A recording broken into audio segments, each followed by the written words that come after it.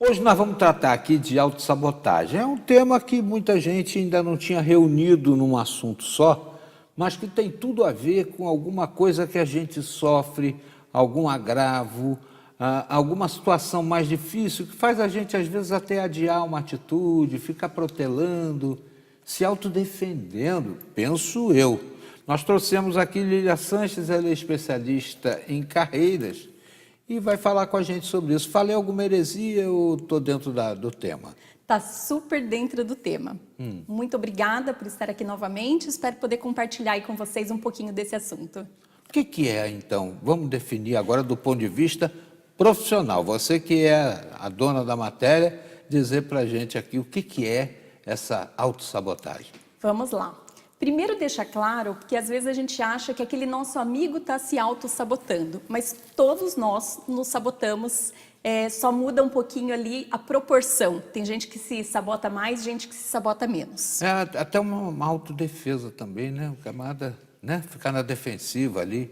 Exatamente. A gente fala muito da zona de conforto e tem gente que acha que zona de conforto é ruim, mas tem um lado bom da zona de conforto. Muitas vezes a gente fica na zona de conforto para nos proteger. Nosso cérebro ele padroniza ações, padroniza decisões. E quando está confortável, está quentinho, está gostoso, nosso cérebro fala, fica aí mesmo, não faz mais do que isso. Não vamos a um novo desafio. Exatamente. E é uma das horas que a gente se sabota. Mas tem vários aspectos ligados a essa autossabotagem. Uma é da gente, do nosso cérebro nos proteger e querer manter a gente num lugar conhecido, confiável, que está ligado à questão da segurança, de se você se manter num lugar seguro, você se manter num lugar conhecido. Mas tem também a questão das pessoas que procrastinam. Isso é o mais comum hoje em dia, então a gente sabe o que tem que fazer, mas não começa. O desafio é grande, então vamos adiar o máximo possível para não enfrentar aquela situação. Exatamente. Ou por medo de eu não ter as capacidades, o conhecimento suficiente para ir ali resolver. Então, como eu tenho medo do que vai acontecer, eu nem começo, né?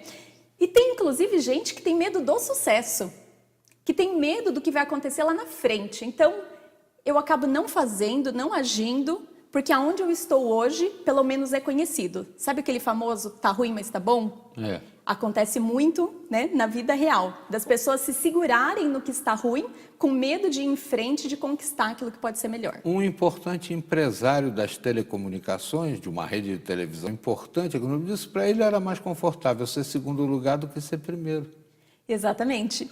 E a gente vê isso no dia a dia, principalmente nas empresas. Então a gente tem muita gente que tem um potencial enorme, que estudou muito, que poderia estar avançando profissionalmente, conquistando muito mais coisas, mas que breca. Por quê? Porque aonde ele está, ele já conhece o trabalho, ele já conhece a liderança, ele já conhece a empresa, então ele acaba não dando esse próximo passo. Tem um critério aí também que é muito importante a gente falar dele, que é a questão da pessoa se inferiorizar. Então, a questão da autossabotagem também, ela tem muita ligação com a questão da baixa autoestima. Por quê? Porque a gente vê muitos profissionais que são excelentes, mas que eles realmente não enxergam o quanto eles têm de valor, o quanto eles são bons naquilo que eles fazem. Ou então procuram fazer disso uma justificativa para não competir. Exatamente. Então, eles acabam não acreditando no poder deles. É muito comum isso. Então, é aquele profissional que, por exemplo, ele já teve grandes feitos, mas quando você pergunta para ele, qual foi a sua participação nisso? Ele fala, eu não fiz nada, foi a equipe quem realizou. Ou então, o que você já conquistou? O que você já realizou? Ele fala, nada, tudo que eu conquistei até aqui foi por sorte. Isso, inclusive, tem um nome que a gente usa, que é a síndrome do impostor. É quando a pessoa acha que tudo aquilo que ela conquistou, que ela fez, que ela tem na vida, foi por mero acaso, não teve a participação direta dela nessa conquista. Então ela acaba não enxergando esses potenciais dela e não se valorizando. Esse complexo de vira-lata que muita gente fala aí, atribui ao Nelson Rodrigues, tem a ver com autossabotagem? Tem a ver sim, que é exatamente isso. Quando eu não reconheço o meu valor, eu não consigo vender esse meu valor. Então, como que, por exemplo, eu vou falar que eu vou abrir uma empresa porque eu sou bom em realizar alguma coisa, ou que eu vou buscar um emprego melhor porque eu sei que eu sou muito bom naquilo que eu faço, se eu não tenho essa certeza? Então, eu fico na dúvida, né? E me mantenho naquela posição inferior. Deixo de conquistar novas coisas, deixo de ter conquistas pessoais, por conta que eu não confio na minha capacidade. E aqui tem uma questão que é muito importante a gente falar, que é a questão de como o nosso cérebro entende isso. Nada disso é racional, em geral emoções. Sabe aquela imagem que todo mundo já associou alguma vez, como se a gente tivesse ali um anjinho e um diabinho falando com a gente? Ah, sim. É exatamente esse crítico interno. Então, todos nós temos, são as nossas emoções que ficam ali do nosso lado falando, vai dar errado. Né? Você até tem vontade de fazer alguma coisa, às vezes você vê algo novo e fala assim, vou tentar isso, daí vem essa vozinha aqui do lado e fala assim, vai dar errado. Nem tenta, que isso não é para você, você não tem capacidade para isso. E o que acontece quando a gente ouve só essa voz? A gente realmente não vai adiante, a gente não evolui. Loucura, né? Agora, eu queria voltar àquela história que eu falei do início, daquele humorista que tinha na televisão, que depois que acontecia a coisa, meia hora depois, ele, se eu tivesse feito.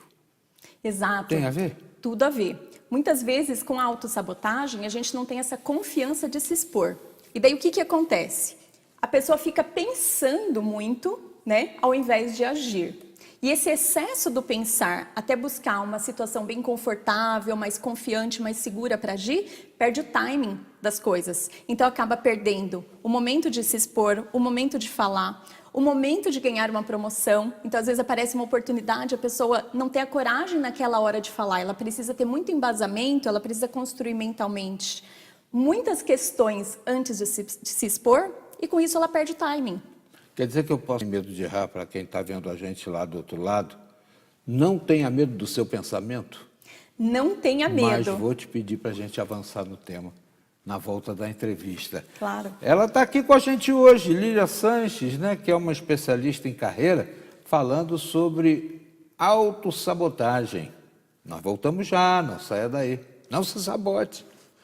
Você que está ligando agora, não acompanhou o início, olha, é muito importante a gente não autossabotar, porque a gente perde o bonde da história, né? E eu tinha deixado para a Lília aqui uma pergunta sobre o pensamento. A gente deve liberar o pensamento ou deve ter reservas, deve ter medo dele?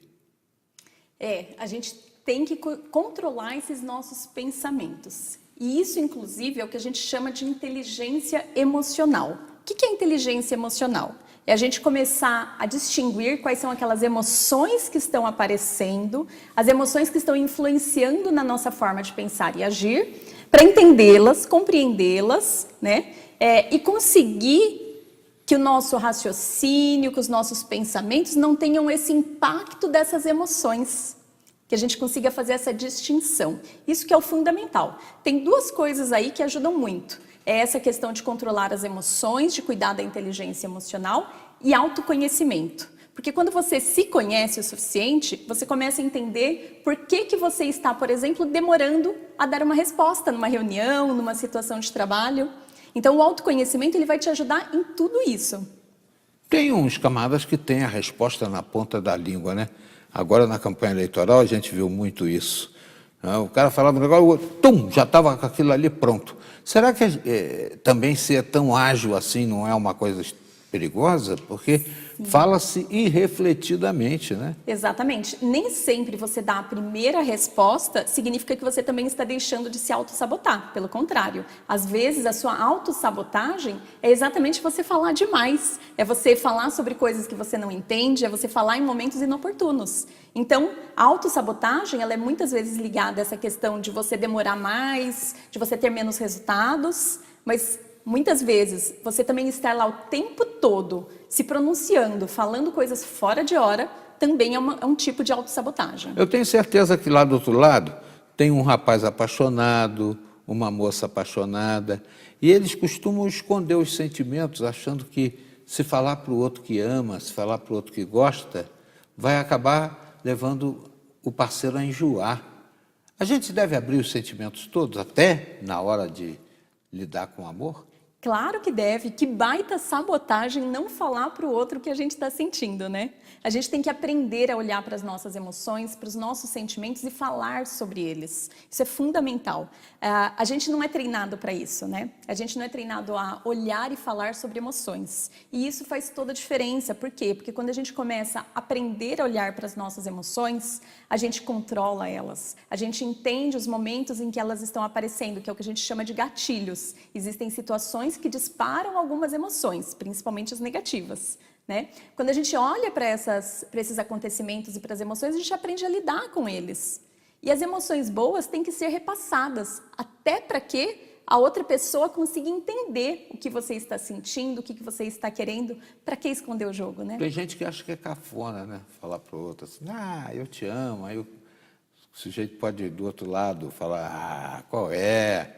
Mas eu acho que se a pessoa tiver segurança no que está falando, eu te amo com toda a segurança do mundo, vai fazer um bem a si próprio e não vai ficar depois falando, eu devia ter falado, devia ter falado. Exatamente. E aproveitar fazer um gancho, falar dessa relação no trabalho. Por quê? Porque ainda tem muito líder que é meio chefe, que acha que não tem que elogiar sua equipe, que acha que não precisa falar bem do que as pessoas fizeram. Bem lembrado. Né? E na verdade é o contrário. Né? Exato. Acha que perde a autoridade, mas o camarada é movido a estímulo também. Exato. E o feedback positivo, ele ajuda as pessoas a eliminarem essa autossabotagem. Por quê?